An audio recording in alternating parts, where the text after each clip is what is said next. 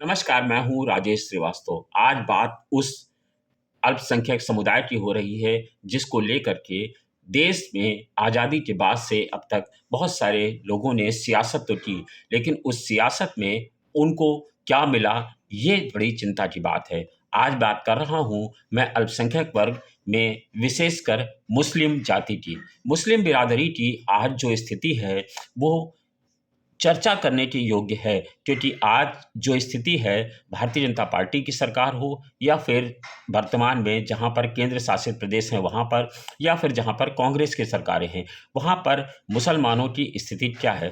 कहते हैं कि किसी भी समुदाय को बढ़ाने के लिए उसकी सियासी भागीदारी करना बेहद ज़रूरी होता है, क्योंकि अगर किसी की सियासत में भागीदारी नहीं होगी तो उसका उतना समृद्धशाली इतिहास नहीं होगा। आज यही स्थिति कमोबेश भारतीय जनता पार्टी की सरकार में मुस्लिमों की हो गई है। आज देश के 15 राज्य ऐसे हैं जिनमें एक भी मुस्लिम मंत्री नहीं है। केंद्र समेत ये सरकारें, देश में भी कोई मुस्लिम मंत्री नहीं है। केंद्र समेत 15 राज्य ऐसे हैं जहां पर मुस्लिम मुख्यमंत्री नहीं है, मुस्लिम मंत्री नहीं है, कोई भी मंत्री नहीं है, जबकि 2 केंद्र शासित प्रदेश भी इसमें शामिल हैं। देश के कुल 29 राज्य हैं, जिसमें से 15 राज्यों में पहली बार एक भी मुस्लिम मंत्री नहीं है। गुजरात, असम, हरियाणा, उत्तराखंड, हिमाचल और तेलंगाना और नॉर्थ ईस्ट के करीब 6 राज्य की तस्वीर अब बिल्कुल साफ हो गई है कि इन राज्यों में भी एक मुस्लिम मंत्री नहीं होगा और मुस्लिम मुख्यमंत्री भी नहीं है। असम में 1 करोड़ से ज़्यादा मुसलमान हैं, जबकि तेलंगाना में मुस्लिमों की आबादी करीब 45 लाख है। मैं आपको मुसलमानों की संख्या के बारे में बताऊं तो आप समझिए कि 3 राज्य ऐसे हैं देश के जहां पर 1 करोड़ आबादी है, लेकिन उनकी सियासी हिस्सेदारी देखें तो सियासी हिस्सेदारी उनकी 0 है। राजस्थान की बात करते हैं। राजस्थान में 62 लाख से ज़्यादा मुसलमान हैं। यहाँ बीजेपी का एक भी विधायक मुस्लिम नहीं है। मध्य प्रदेश की बात करें तो मध्य प्रदेश ये वो राज्य हैं जहाँ पर अभी चुनाव हुआ है। छत्तीसगढ़ में 62 लाख, राजस्थान में 62 लाख से ज़्यादा मुसलमान हैं और बीजेपी ने एक भी मुस्लिम विधायक को टिकट नहीं दिया, ना ही वो जीते हैं। इसी तरह से मध्य प्रदेश में 38 लाख मुसलमान है, यहाँ भी बीजेपी कोटे से एक भी मुस्लिम विधायक नहीं है। छत्तीसगढ़ में 5 लाख मुसलमान हैं, लेकिन बीजेपी कोटे से एक भी मुस्लिम विधायक नहीं बना हुआ है। इसी तरह से बात करें मुस्लिम विधायक ना होने की वजह, यहाँ से किसी मुस्लिम मंत्री के बनने की संभावना शून्य है। इसलिए मैंने आपको इन राज्यों की गणना की है, क्योंकि अभी इन राज्यों में अभी किसी मंत्रियों ने शपथ नहीं लिया, सिर्फ मुख्यमंत्री ने शपथ लिया है। ऐसे में इन राज्यों में मुस्लिम मंत्री बनने की संभावना नहीं है। राजस्थान, मध्य प्रदेश और छत्तीसगढ़, क्योंकि यहाँ पर भारतीय जनता पार्टी की सरकार है और इन्होंने किसी मुस्लिम विधायक को टिकट ही नहीं दिया था। खाली आप जो है मंत्रियों की बात ही ना करिए, आप बड़े पदों की बात कर लीजिए। 7 देश के जो बड़े पद हैं उसमें भी कोई मुस्लिम नहीं है। राष्ट्रपति द्रौपदी मुर्मू हैं, उपराष्ट्रपति जगदीप धनखड़ हैं, भारत के मुख्य न्यायाधीश डीवाई चंद्रचूड़ हैं, प्रधानमंत्री नरेंद्र मोदी हैं, मुख्य चुनाव आयुक्त राजीव कुमार हैं, लोकसभा स्पीकर ओम बिरला हैं, नेता प्रतिपक्ष राज्यसभा मल्लिकार्जुन खड़गे हैं। यानी ये जो देश के 7 प्रमुख पद हैं उसमें भी किसी मुस्लिम को भागीदारी नहीं मिली है। जबकि मैं आपको बताऊं, मैं अब उन राज्यों की बात करता हूं जहां 10 लाख से ज़्यादा मुसलमानों की आबादी है, लेकिन उन्हें भी उन राज्यों में भी किसी मुस्लिम प्रतिनिधित्व को मंत्री बनने का मौका नहीं मिला है। असम की बात करें, यहाँ मुस्लिम आबादी 1 करोड़ 6 लाख है, जबकि यहाँ मुस्लिम मंत्री कोई नहीं है। गुजरात में 58 लाख है, यहाँ भी मुस्लिम मंत्री शून्य है। तेलंगाना में मुस्लिम आबादी 45 लाख है, यहाँ भी कोई मुस्लिम मंत्री नहीं है। हरियाणा की बात करें तो यहाँ 17 लाख मुस्लिम हैं, लेकिन यहाँ पर भी आबादी शून्य, मुस्लिम मंत्री शून्य है। उत्तराखंड में आबादी 14 लाख के आसपास है, लेकिन यहाँ भी कोई मुस्लिम मंत्री नहीं है। मैं आपको सिर्फ इतना ही बात करिए, देश में एक भी मुस्लिम मुख्यमंत्री नहीं है, मंत्री भी तो है ही नहीं, और देश के किसी भी राज्य में आज की तारीख में कोई मुस्लिम मुख्यमंत्री नहीं है। जबकि इस आबादी की संख्या हिंदुओं से के बाद दूसरे नंबर पर है, यानी जो देश का दूसरे नंबर की आबादी है उसे सियासत में प्रतिनिधित्व नहीं मिल रहा है। 14% मुसलमानों की आबादी है, करीब 14% है, लेकिन देश में एक भी मुस्लिम मुख्यमंत्री नहीं है। इसके उलट सिख आबादी देश में 1.7% है, यानी 1.7% है, और पंजाब में उनके मुख्यमंत्री हैं भगवत सिंह मान।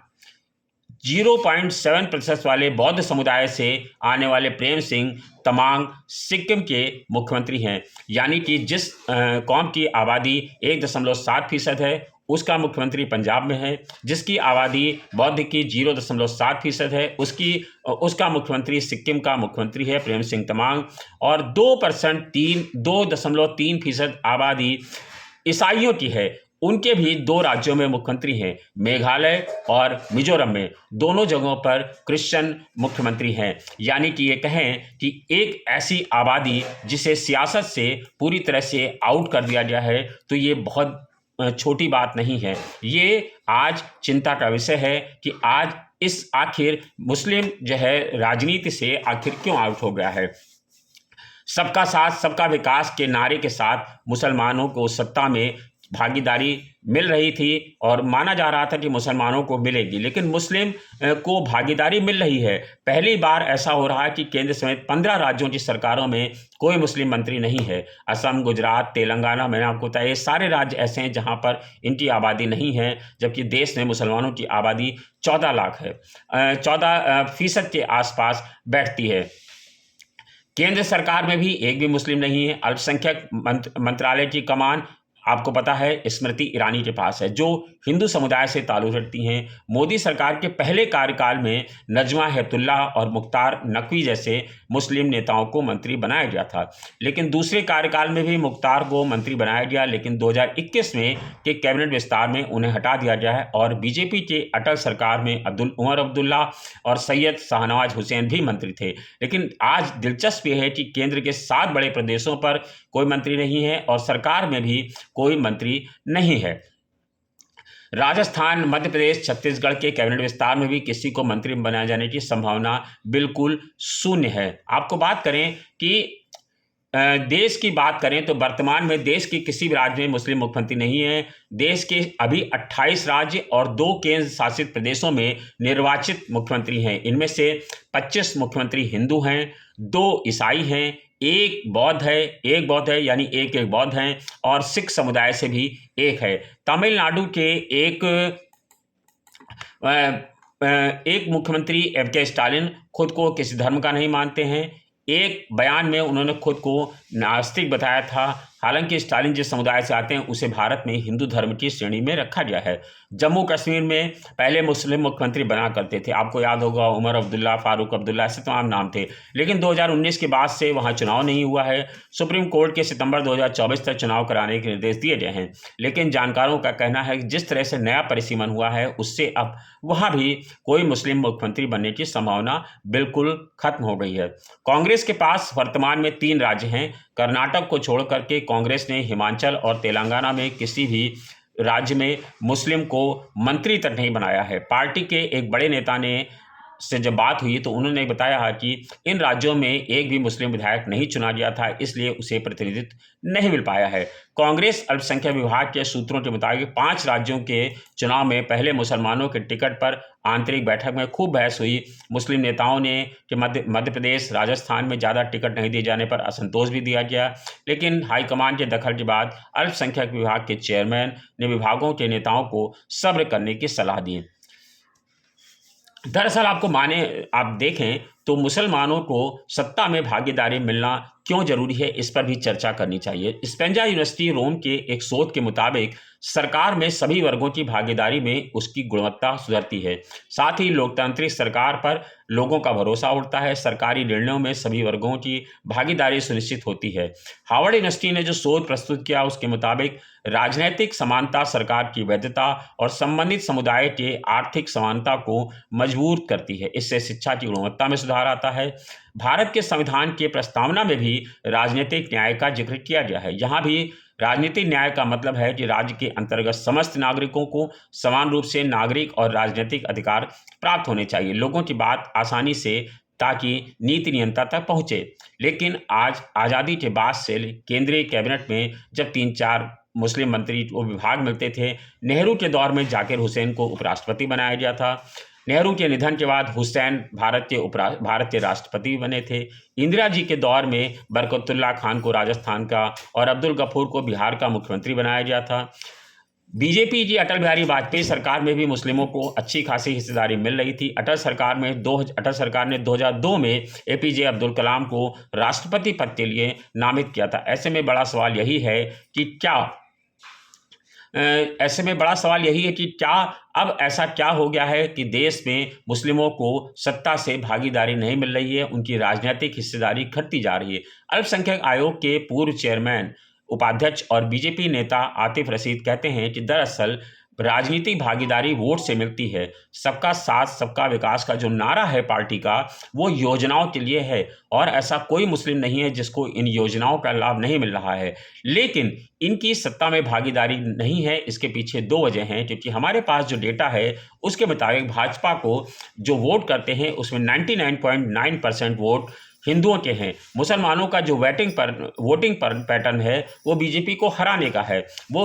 ऐसे में मुसलमानों को बीजेपी को हराने के लिए वोट करते हैं। ऐसे में बीजेपी मुसलमानों को मंत्री बनाकर हिंदुओं को नाराज करने का खतरा क्यों उठाए? इसी चलते भारतीय जनता पार्टी ने मुसलमानों को टिकट देने की स्थिति में ला दिया है और उन्हें टिकट नहीं देती है।